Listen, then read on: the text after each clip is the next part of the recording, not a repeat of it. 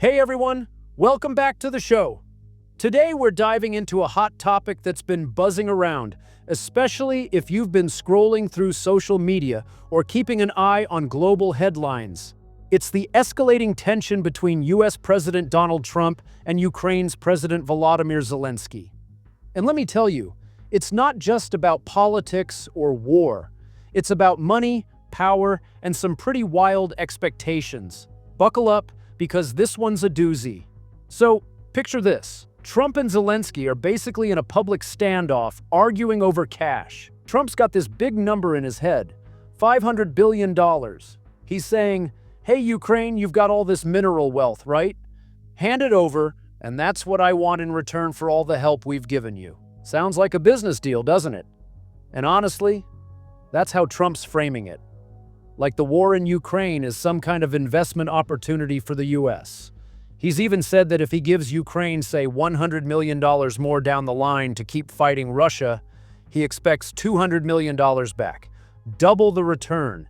It's like he's running a Wall Street hedge fund instead of a country. But Zelensky? He's not having it. Not even a little bit. He's firing back saying, hold up, $500 billion? We didn't even get that much from you guys. The real military aid we've received is more like $100 billion. And here's the kicker. He's pointing out that when the US gave that money, nobody said it was a loan. There was no fine print saying, pay us back later. Compare that to Europe. France, Germany, you name it. They've given Ukraine aid too, and yeah, it's technically labeled as loans. But there's no real pressure to cough up the cash anytime soon. Zelensky's basically calling out the US for rewriting the rules after the fact. Now, Trump's not backing down. He's stuck on this $500 billion figure, and he's mad that Zelensky's flat out rejecting it. I mean, Zelensky's gone so far as to say, if you force me to sign this deal, I'll resign before I let Ukraine get locked into something that screws us for 400 or 500 years. He's talking 10 generations of Ukrainians stuck paying off a debt to the US, essentially turning Ukraine into some kind of financial vassal state. That's the word he's using, by the way, not partner or ally, but something closer to slave. Harsh, right? And then there's this murky question about where all the money's even going. Ukraine's saying, we got $100 billion in actual aid, but the US books show these massive numbers. Hundreds of billions. Zelensky's team is hinting that a chunk of that is just US taxpayer money floating around in the system, and nobody knows where it's disappearing to. It's like a magic trick. Poof, billions gone. Economists and journalists are all over this on social media, digging into the numbers, and it's turning into a real mess.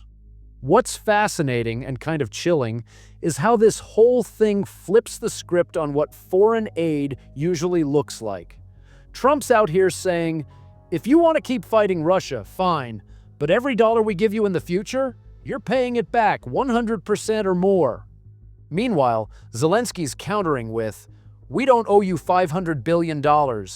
We barely got a fraction of that, and it was supposed to be help, not a mortgage.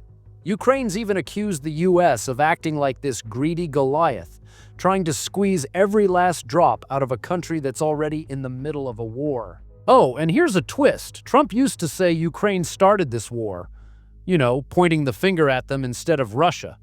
But lately, with Europe and even some of his own supporters pushing back, he's had to admit Russia kicked things off.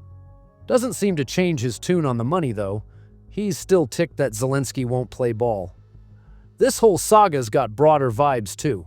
It's not just about Ukraine. It's a wake-up call for any country watching this unfold.